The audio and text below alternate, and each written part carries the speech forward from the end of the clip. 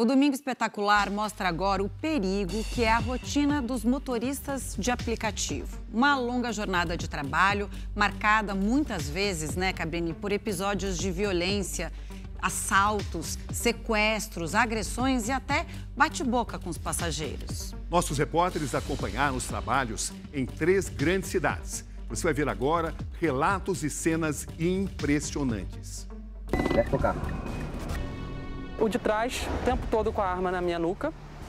O da frente me dava algumas coronhadas. Relatos de quem hoje exerce uma atividade que pode ser considerada de risco. Para não ficar na mira, eu peguei e voltei do outro lado e abri essa porta. Conforme eu abri, já estava numa situação transtornada.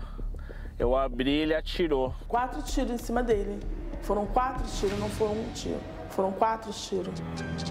Enfrentamos o trânsito de 3 metrópoles brasileiras para ouvir histórias de quem trabalha no sistema de transportes de passageiros que revolucionou a forma como nos deslocamos pelas cidades.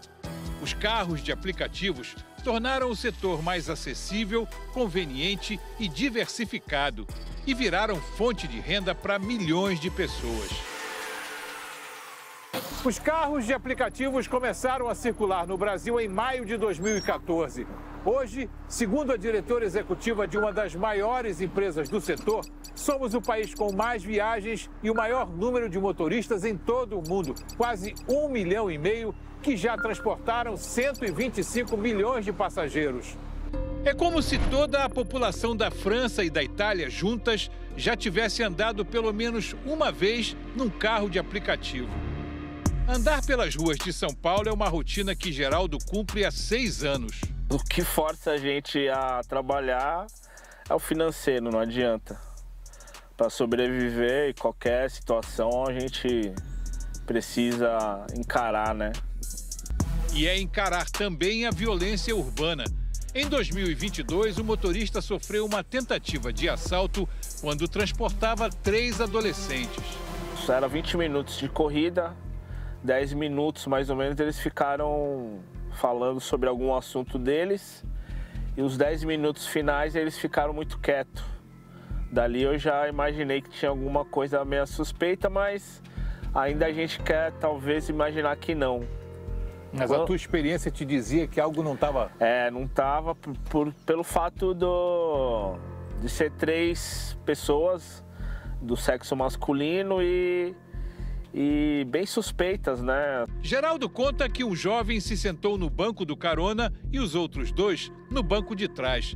Quase chegando ao destino, ele percebeu que o endereço não tinha número. Então, aconteceu o que ele temia. Ali o cara já pegou no meu ombro e já começou a falar um assalto. A primeira pergunta que ele já fez se eu era policial, né? Mesmo se eu fosse, eu ia negar. Claro. E ali ele começou, esse cara estava atrás de mim, começou a desenrolar o assalto. E fazendo assim, eu de costa não consegui perceber. Esse que estava aqui do lado do banco do passageiro veio e tirou meu celular.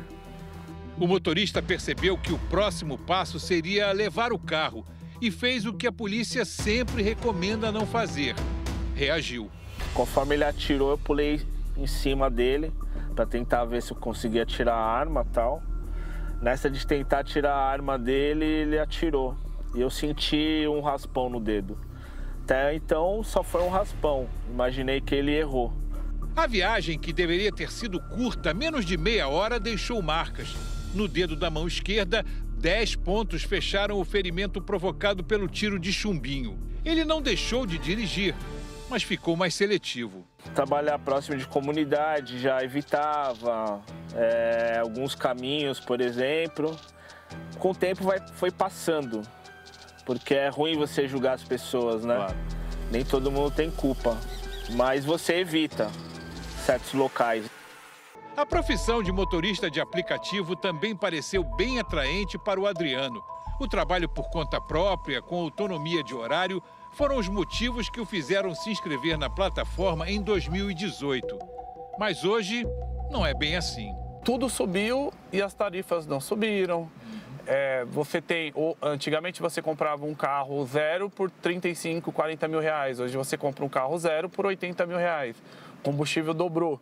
Então nós temos que trabalhar no mínimo aí 14, 15 horas para ver a cor do dinheiro.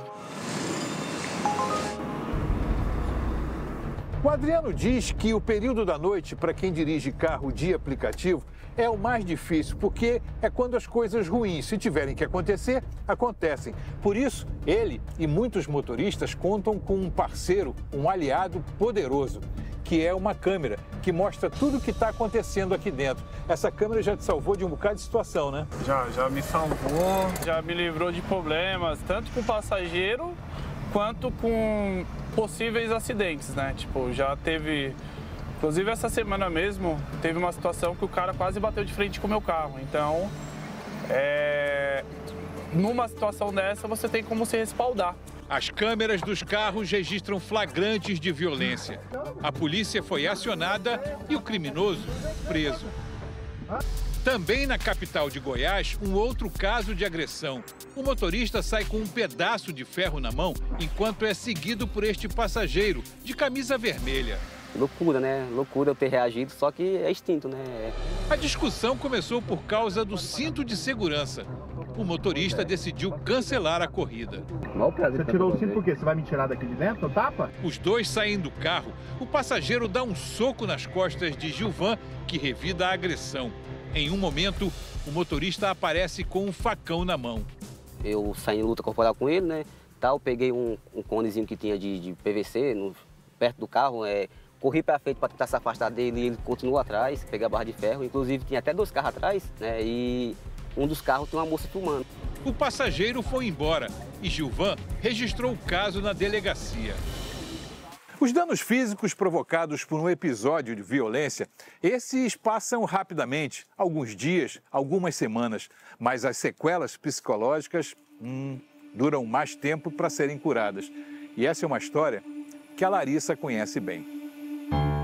A cicatriz no pulso ainda está visível, mas os ferimentos na cabeça foram encobertos pelos cabelos. Chegou no meio do caminho e o rapaz abriu a sacola, que tinha acabado de comprar a caixa de som, e abriu para testar a caixa de som dentro do meu carro. Aí ele resolveu testar dentro do seu carro? Dentro do meu carro. Era o rapaz, 2 moças e uma criança que estavam no colo.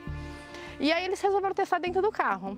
E aí eu fui seguindo a viagem, falei bem alto que o som estava estrondando, os vidros estavam fechados, achei que estava estrondando mesmo, fazendo aquele barulho de estrondo nos vidros mesmo. Larissa pediu 2 vezes para que ele abaixasse o som, mas nada, até que ela tomou uma decisão. Aí eu falei, eu estou cancelando a viagem, estou encerrando a viagem, porque vocês não tiveram respeito comigo, testar a caixa de som no meu carro, eu pedi 2 vezes vocês desligarem e vocês não desligaram. Então, estou encerrando. Aí ele se irritou, falou para mim assim, como é que é? Você vai cancelar a minha viagem? O que aconteceu a seguir foi algo que a motorista jamais poderia imaginar. Uma covardia que poderia ter custado a vida dela. Aí ele desceu, foi um pouquinho mais pra frente, pegou uma pedra e veio para atacar no meu carro. Ele começou a bater no capô do meu carro, eu saí do carro, dei a volta e na hora que ele tava batendo na porta e ele começou a bater no vidro, eu peguei e puxei ele. Elas saíram do carro e falou assim, você não vai encostar nele. E me encurralaram na parede e do jeito que ele estava batendo no carro, como eu puxei, comecei a gritar socorro, socorro, e ele começou a bater em mim. Socorrida pelo cliente de uma oficina mecânica em frente, Larissa foi levada a um hospital. Depois de 2 semanas em casa, a volta ao trabalho não foi fácil. Se entrava 2 pessoas, eu já tinha aquela tremedeira, eu tremia a viagem inteira, era uma coisa assim horrível. O trauma continua? O trauma continua. Até hoje, vou fazer 3 anos, mas se algum passageiro falar um pouquinho mais alto comigo, eu tenho medo. Eu tenho muito medo. Aquele receio assim de acontecer tudo de novo. Vamos para o Rio de Janeiro. O repórter Diogo Menezes vai dirigir essa reportagem a partir de agora. O trabalho começa num clique.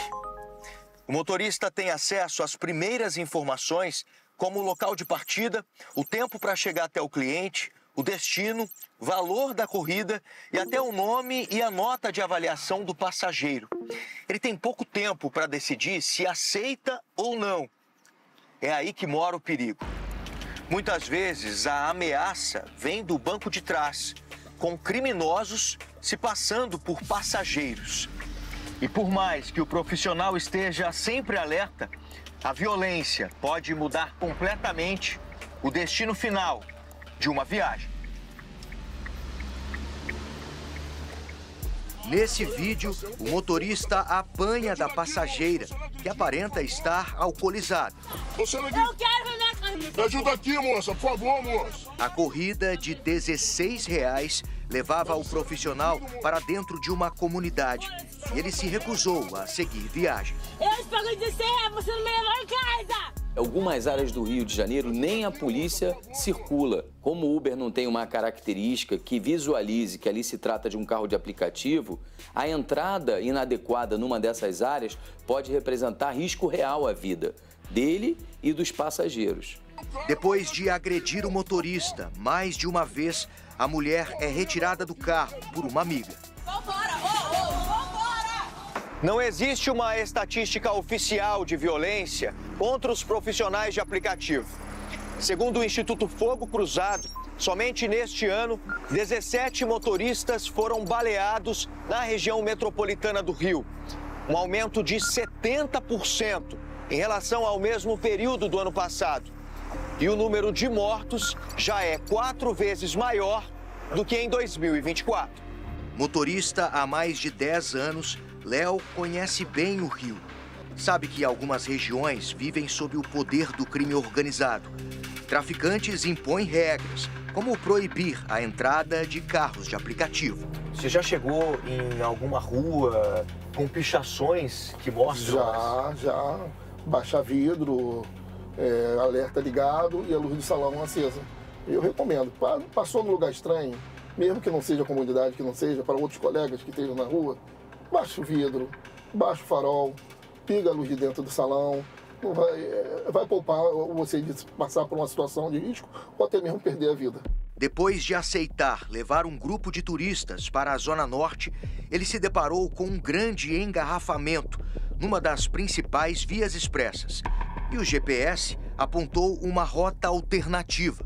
Eu já senti que o lugar não era bom, baixei o farol e já entrei no procedimento que a gente sabe como é que é em qualquer comunidade. Mesmo assim, fui parado. Desconfiados de que havia policiais no carro, os criminosos mandaram todos descer. Marciano apontando a arma, em todo momento apontando a arma pra minha cabeça. Sai, me tirou do carro, botou a arma na cabeça. Vou revistar o carro, se eu ver alguma coisa lá, vou te matar. Botou todo mundo no paredão, de joelho. Revistou a gente, revistou o carro, não encontrou nada. Léo usa a tecnologia para ajudar os colegas de profissão. Criou um aplicativo para falar sobre violência e condições de trabalho. No Rio de Janeiro, do país todo, é o local mais perigoso que tem para ser motorista de aplicativo. É muito difícil a gente fazer uma apuração para identificar quantos motoristas são assaltados por mês, quantos motoristas que perderam sua vida em trabalho. Então, assim, o que a gente costuma dizer que é literalmente um apagão de dados. A Associação de Mobilidade informou que as plataformas trabalham para buscar mais proteção nas viagens e que em alguns estados existe integração com a Polícia Militar, que pode ser acionada diretamente pelo aplicativo. O Rio de Janeiro é um dos locais onde a ferramenta está em uso. Para quando o motorista se sentir ameaçado, clicar no botão de pânico e ter um acompanhamento ali dos policiais. O filho da Simone não conseguiu pedir socorro. Motorista de aplicativo há 3 anos, Iago foi baleado em Belford Roxo, na Baixada Fluminense, depois de tentar fugir de criminosos. Ele tentou fazer a ré para poder fugir do tiro e entrar para cá. Só que o tiro foi em cima dele. E aí ele perdeu a direção, bateu no poste, o passageiro desmaiou. O passageiro saiu ileso, mas Iago foi atingido na cabeça. Está internado há quase 2 semanas neste hospital em estado grave. A bala não foi removida. Se vai deixar sequela, como que vai ser? Isso ainda está muito recente para poder falar. Porque o que quer agora é deixar ele estável, né? Que é o mais importante. André lembra bem da corrida que aceitou há 6 meses. Ao deixar o passageiro fazer o retorno, foi abordado por 4 pessoas, né, em 2 motos. 2 seguiram na moto e os outros 2 entraram no veículo. E aí, ali, para dentro da favela. Porque aí começou o processo de extorsão, né? Tirar todo o dinheiro que eu tinha, cartão de crédito, e levaram o meu celular. Foram 40 minutos até ser abandonado numa estrada. Lembro que tinha um bar, tinha algumas pessoas bebendo. E aí depois essas mesmas pessoas me levaram até a delegacia, depois que eu tava, já me acalmaram, tudo, aí me levaram à delegacia. Foi ali que eu comecei a processar tudo o que tinha acontecido. André voltou para casa sem o carro, um modelo elétrico. Tinha acabado de comprar, estava nas primeiras parcelas. Estava bem animado, contente. E aí, de repente, isso me foi arrancado, né? Com as contas atrasadas, tomou uma atitude desesperada. Assim que soube que a polícia estava fazendo uma operação na comunidade, foi até lá para tentar reaver o carro. Bem cedo nós chegamos lá na entrada da favela, já estava um caveirão, até que chega a notícia de que realmente tem um BOD. E o meu tinha uma batida na frente, quando ele chega eu vejo batida. E aí pronto, ali foi onde eu falei assim, o pesadelo acabou. Isso daqui é muito suave, a gente é trabalhador.